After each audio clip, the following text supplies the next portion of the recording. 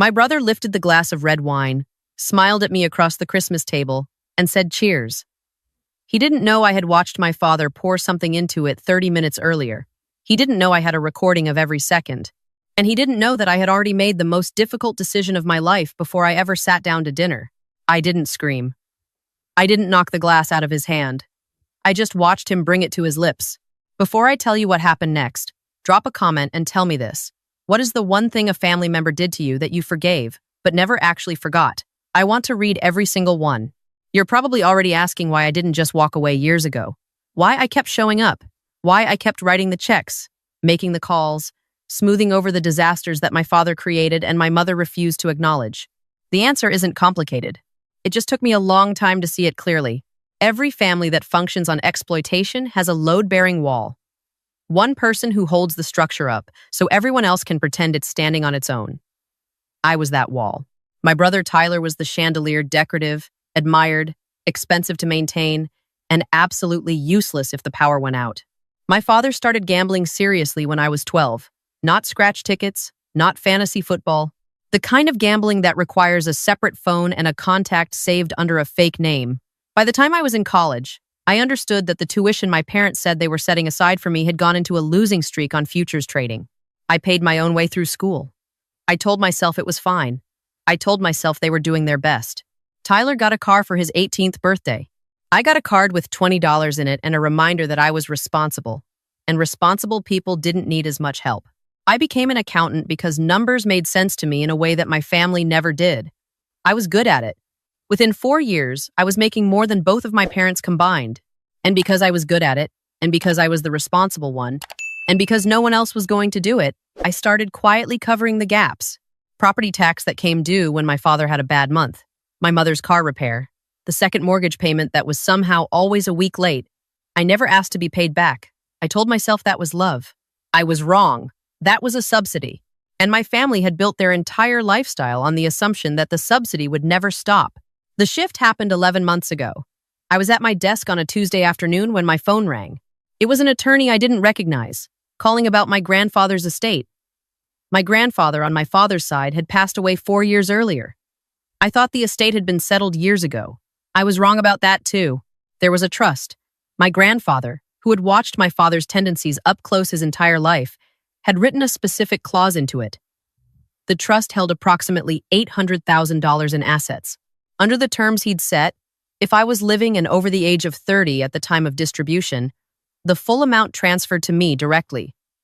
If I died before turning 30, the assets reverted to my parents. I turned 29 that March. The attorney called to inform me that the distribution date was 14 months away. He was calling because, per the trust's terms, I was required to be notified directly once I was within 18 months of eligibility. I thanked him. I hung up.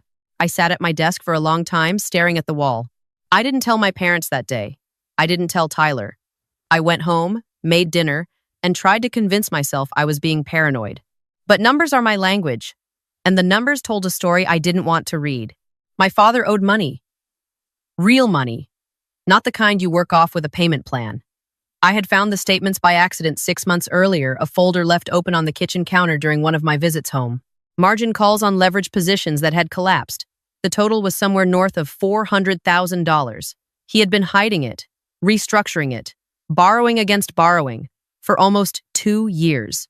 $400,000 of debt, $800,000 of trust fund, one daughter who stood between him and the payout, one daughter who was 29 years old.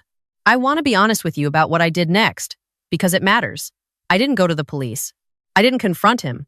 I didn't hire a lawyer or call a family meeting or do any of the things a person is supposed to do when they suspect something terrible. I waited. I watched. I started keeping records. My father suggested the Christmas cabin trip in October. He framed it as a reconciliation. He said he'd been thinking a lot about family, about how we didn't spend enough time together, about how he wanted to make things right before the new year.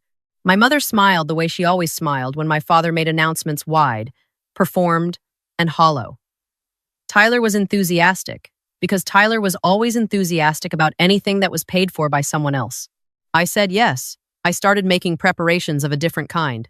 3 weeks before the trip, I drove 40 minutes out of my way to a small electronics shop and bought a smoke detector. Not because I needed a smoke detector, because this one had a wide-angle camera inside it, drawing power from a USB port disguised as the battery housing. I had read enough about these devices to know exactly how to set it up. I mounted it in the kitchen of the cabin 2 days before everyone arrived. During the afternoon, I volunteered to go up early and get the place ready. My mother had called it so sweet of me. That was the word she used. Sweet. Sweet girls don't read the fine print. Sweet girls don't keep backup drives. Sweet girls trust their families.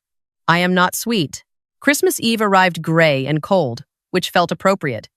My father was charming at dinner. He told old stories, laughed loudly, refilled glasses without being asked. I watched him the way you watch a storm front on a weather map, tracking the pressure, measuring the distance, calculating when it would hit. I excused myself to use the bathroom at 7:30 and sat on the closed toilet lid with my phone, pulling up the app connected to the kitchen camera. My father had gone in 2 minutes earlier, saying he was grabbing more ice. There was no shortage of ice. The video was clear. He moved quickly, which told me he'd rehearsed it. He went to his coat, which was hanging on the hook by the back door. He reached into the inner pocket and pulled out a small, folded paper envelope, the kind that pharmacists use for loose samples. He opened it over my wine glass, the one I'd left on the counter when I went to refresh my lip balm. The powder was fine and white, and it dissolved instantly into the dark red wine. He pocketed the envelope, grabbed the ice bucket from the freezer, and walked back to the dining room looking like a man who had just done something completely ordinary. I sat on that toilet for a full minute. My hands were not shaking. I noticed that. The part of my brain that processes threat had gone very quiet and very clear, the same way it does when a client calls me with a financial crisis. Panic is expensive. Clarity is free. Here is what I knew. I had the video. The video was already backed up to cloud storage from my phone. What I did not have yet was the attempt, the moment of commission. Not just preparation. A defense attorney could argue that video 100 different ways. My father would say it was medication. He would say it was a supplement. He would say he was adding something to his own glass and the camera angle was misleading. I needed him to hand it to me. I walked back to the table. The wine glass was where I'd left it. I sat down, wrapped my hand around the stem, and let myself perform the thing I had practiced for 3 weeks without ever consciously admitting I was practicing it. I looked tired, a little distracted. A woman winding down from a long year, happy to be with her family, not paying close enough attention to her drink. My father watched me the way he'd been watching me all evening with a patience that I now understood was not warmth. It was timing. Tyler, across the table, was in the middle of a story about a road trip he'd taken last summer. He has always been good at stories. He has our father's talent for performance and none of his survival instincts. Tyler genuinely believed this was a nice Christmas trip. He was the only person at that table who didn't know what it really was. I reached for my glass. My father leaned forward almost imperceptibly. I lifted it and swirled it, looking at the color. Then I set it back down without drinking. "This smells different," I said. Not accusatory, just puzzled, like I was trying to place a scent. My mother's hand tightened around her fork. "Different how?" she asked. Her voice was very careful. "Richer, I think. Did you open something different?" I looked at my father. "This isn't the Malbec we started with, is it?" He smiled. It did not reach his eyes. "I may have opened the reserve bottle. It's Christmas." "The reserve bottle?" I repeated, letting admiration color my voice. "The one you've been saving since my graduation?"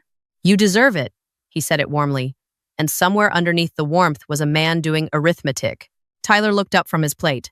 "My brother has one weakness that has never changed since we were children, and it is that he cannot stand to feel left out of something good. He can tolerate being broke. He can tolerate being wrong.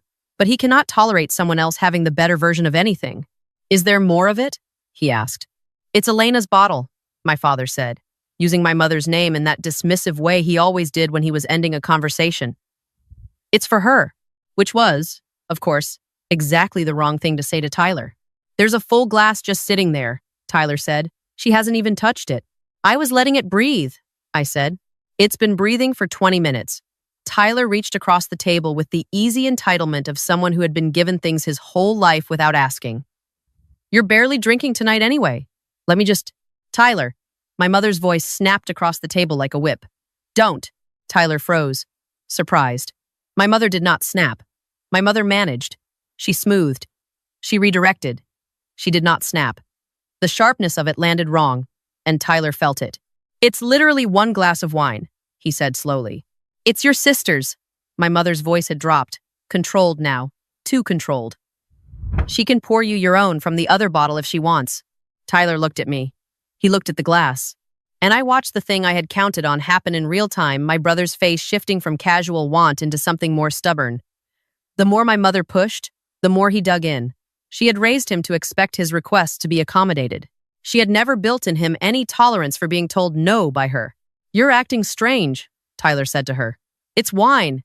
We're family. What is the big deal?" My father said nothing. I glanced at him. He was watching Tyler the way he had been watching me all evening, and I saw the calculation shift. The same math, new variables. He needed the money. The money required the clause. The clause required my death. And Tyler was currently holding a glass. I watched my father decide. He picked up his own glass and raised it. "Let him have it," he said. Casual, paternal, generous. "We'll open another bottle for you, sweetheart. It's Christmas." My mother made a sound. Not a word. A sound small and broken and involuntary. She looked at my father with an expression I had never seen on her face before. 31 years of marriage, and in that moment she was looking at a stranger. "Raymond," she said. Just his name. Quiet. He didn't look at her. He was looking at Tyler, who had already picked up the glass with the confidence of someone winning a small argument. "Raymond." Her voice had changed. There was something frantic underneath it now. My father reached across and put his hand over hers on the table. Not gently. He pressed down. A small, hard, unmistakable warning disguised as a holiday gesture. He smiled at Tyler. "Enjoy it." Tyler raised the glass toward me in a mock toast. "Cheers, sis. I have thought about what I did next more times than I can count. I have tried to find the version of events where there was a clean option. There wasn't one. If I knocked the glass away, I had nothing, no committed attempt. Just a suspicious scene that two experienced liars would explain away before the night was over. If I did nothing, Tyler drank. I did the only thing I could do that was neither. "Wait," I said. Tyler paused with the glass at his lips. "I actually want it," I said. I reached across and took it from his hand, not with urgency, just with the easy authority of an older sister reclaiming her property. Dad opened it for me. "I'll share the other bottle with you." Tyler rolled his eyes. Dramatic. Always. I set the glass down in front of me. My father's jaw had tightened. My mother exhaled so quietly I almost didn't hear it. And then I did the thing I had driven up here to do. I picked up the glass and I brought it to my lips, and I let everyone at that table believe I was going to drink it. My father leaned forward. I put the glass down, reached into my cardigan pocket, and set my phone flat on the table with the screen facing up. "Before I drink this," I said, "I want to show you something." The video played from the beginning of the kitchen clip. 41 seconds. My father going to his coat, the paper envelope, the powder dissolving, his face, clear and close and unmistakable in the camera's wide angle. No one spoke. The fire in the corner of the room crackled. Wind pushed against the cabin walls. Tyler, who had been reaching for the breadbasket, went completely still. My father moved first. He reached for the phone and I slid it back before his fingers closed around it. "It's already uploaded," I said. "Cloud storage. Time-stamped 40 minutes ago. You can throw the phone in the fire if you want. It doesn't change anything." My mother had both hands pressed flat on the table. She was staring at the wine glass. "That's not," my father started. "Don't." My voice came out quieter than I expected, quieter than I felt. I've been in this family my entire life. I know what it sounds like when you're building a lie. Don't. Tyler turned to look at my father with an expression I had never seen on my brother's face before. Tyler, who defaulted to easy and charming and uncomplicated, looked like a man who had just stepped onto ice and heard it crack beneath him. "What is in the glass?" he asked. My father said nothing. "What is in the glass?" Tyler asked again, and his voice had changed, gone flat in a way that didn't suit him. "I don't know what she's implying," my father said. "It was a supplement for her anxiety. She's been stressed." "You don't have supplements," I said. "You have a margin debt of $412,000. You have a brokerage account that was liquidated in September. You have a trust fund distribution arriving in 14 months that pays out $800,000 to you if I'm not alive to receive it." I kept my voice level. "You have a motive, you have the video, and you have my wine glass sitting in front of me." The silence this time was different, heavier, the kind that falls when something that was invisible becomes impossible to look away from. Tyler stood up. He walked around the table to my father's seat, and he picked up my wine glass, and he walked to the kitchen and poured it down the drain. He ran the water for a long time after. When he came back, his face was gray. "How long have you known?" he asked me. "Since October," I said. The attorney who handles Grandpa's trust called me about the distribution. I did the math after that. Tyler looked at my father. My father was doing something I had never seen him do in 30 years. He was looking at his hands. He was not performing. He was not building. He was just a man sitting at a Christmas table who had been caught in a way he couldn't talk his way out of, and the performance had finally run out of material. My mother, very quietly, began to cry. Not the theatrical crying she deployed at arguments or disappointments. Something smaller and uglier and more honest. I told him not to. She said to no one in particular. I told him we would find another way. "There is no other way," my father said. And for the first time all evening, his voice was just a voice. Tired and cornered and stripped of everything that usually dressed it up. "You have no idea what these people will do. They'll do it to you," Tyler said. "Not to her. You don't get to that is not how this works." "She was going to leave anyway," my father said. "She was going to take her money and disappear, and they were going to come for all of us. I was handling it." "You were handling it," Tyler repeated, and the words came out like he was looking at them from a distance, trying to understand their shape. I had practiced for the confrontation. I had prepared what I was going to say. But sitting at that table, watching my father reduce 29 years of my life to a logistical problem he'd been trying to solve, I found that I didn't have a speech anymore. I had already said the important part. The video said the rest. I reached into my bag, which was sitting against my chair, and I took out a small USB drive. I set it on the table. "This has the full recording from the kitchen camera," I said. "The original file and 2 backup copies." I called the county sheriff's office from the bathroom at 7:45. They're coming up the mountain road, probably another 20 minutes out, given the weather. I looked at my father. "I want you to understand something before they get here. I am not doing this because I hate you. I'm doing this because you made a choice tonight that required me to make one." My mother looked up. "Elena." "Don't," Tyler said to her, gently but firmly. He had moved to stand near me, slightly behind my chair. I didn't realize until that moment how much that mattered to me. I want to be honest about the part that followed because I think people skip over it in these kinds of stories. They get to the arrest and they edit it down to something clean and cinematic, and over. The actual thing is not like that. It is a sheriff's deputy in a rain jacket standing in the doorway of a cabin, looking at a family around a Christmas table, trying to understand what he's walked into. It is my mother refusing to let go of the USB drive when she realizes what it means, and Tyler having to take it from her hands. It is my father, in the moment the deputy reaches for his arm, looking at me with something that might have been grief and might have been anger and might have been both at once. It is Tyler sitting on the porch steps with me in the cold at 11 o'clock at night, neither of us talking, watching the patrol car's lights disappear down the mountain. "I had no idea," he said finally. "I know. About any of it. The debt, the trust, any of it. I know." I believed him. Tyler's obliviousness had always been genuine. He had been protected from reality by the same parents who had used mine as a training ground. "Why didn't you tell me earlier? When you figured it out?" I thought about it. "Because I needed to be certain before I broke your family." He was quiet for a long time. "It was already broken," he said. "We just didn't have the receipts. There are things that happened after that night which I could tell you quickly, and there are things that require their own weight, so I'll try to give each the space it deserves. My father was charged with attempted poisoning and criminal administration of a controlled substance. The prosecutor added conspiracy charges after the financial records were examined, and a text thread between my father and a contact, listed only as B, was recovered from his second phone. Whatever arrangement he had made with his creditors, it had involved my death explicitly enough to qualify as conspiracy.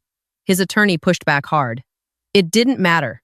The video was 41 seconds of clarity that no one could argue into ambiguity. My mother cooperated. She had known something was being planned, but told investigators she hadn't known specifically what until that night at the table. Whether that's the complete truth, I genuinely don't know. I have thought about it a great deal. I think she is a woman who learned 30 years ago that not asking questions was a form of self-protection, and that habit had calcified into something she couldn't recognize as complicity. The prosecutor described it as willful blindness. I don't have a better term. She wasn't charged. She came to see me 3 weeks after the arrest.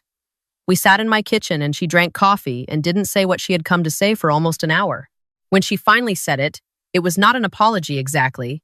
It was more like an acknowledgement that she had known what I was, what role I had filled, and that she had allowed it because it was convenient. She said she was sorry for that. She sounded like she meant it. I told her I appreciated her saying it. I told her I needed time. That is still where we are. Tyler and I talk now more than we ever did when we were growing up in the same house. That's the strange aftermath of something like this. The fracture created an opening that all those years of surface-level family had sealed shut. He asked me last month to explain how the trust fund worked, which required me to explain the full financial history of our parents' marriage, which required a very long phone call and a bottle of wine that no one had tampered with. He was quiet through most of it. At the end, he said, "I always thought you were fine. You seemed fine." I said, "That's what useful people are trained to look like." As for the trust fund, my grandfather, who had watched my father for decades, had built something more ironclad than my father ever understood. The clause requiring my survival until 30 was one of 3 protective provisions. The second required that the distribution only occur if I was living independently at the time. The third stipulated that any legal finding of criminal intent against a beneficiary forfeited their interest entirely. The estate's attorney contacted me 6 weeks after the arrest. My grandfather had consulted a very good lawyer. The distribution clears in 3 months. I am not going to stay in this city. I have been here my whole life, and I know every corner of it, and most of what I know, I am ready to leave behind. I've been looking at apartments in 2 other cities, one on the coast, and one that I'm keeping to myself for a little while longer because I want it to be just mine before it becomes a thing I explain to other people. I kept one piece of furniture from the house I grew up in. It is a small wooden chair that sat in my grandfather's study, the same man who wrote the trust that protected me. I don't know if he knew exactly what he was protecting me from. I think he knew enough. I think about him sometimes when I look at it, a man who understood that love sometimes looks like paperwork, like a clause buried in a legal document, like a quiet architecture of protection built by someone who wasn't there to do it in person. I am 30 in 3 months. I will be somewhere new. I will be, for the first time since I was 12 years old, building a life that is entirely my own structural support, not load-bearing. For anyone else, not the utility, not the one who holds up the ceiling so everyone else can live comfortably underneath it. My father tried to call me once from the detention facility. I let it go to voicemail. I listened to it once. It was not an apology. It was an explanation, which is what people who cannot apologize produce instead. I deleted it. You might be wondering if I feel guilty. Not about reporting him that decision was clean from the moment I made it, but about the glass, about the moment I held it and let everyone believe I might drink it, used that belief to set the trap, and accepted the risk that it might go wrong. I have sat with that question for months. Here is where I have landed. I made a choice with incomplete options. I did not create the situation. I survived it. And sometimes surviving something is not the same as being innocent of everything that happened inside it. That's the part they leave out of the revenge stories. It is not a clean feeling. It is right and it is also complicated. And both of those things are true at the same time. So here is what I want to ask you.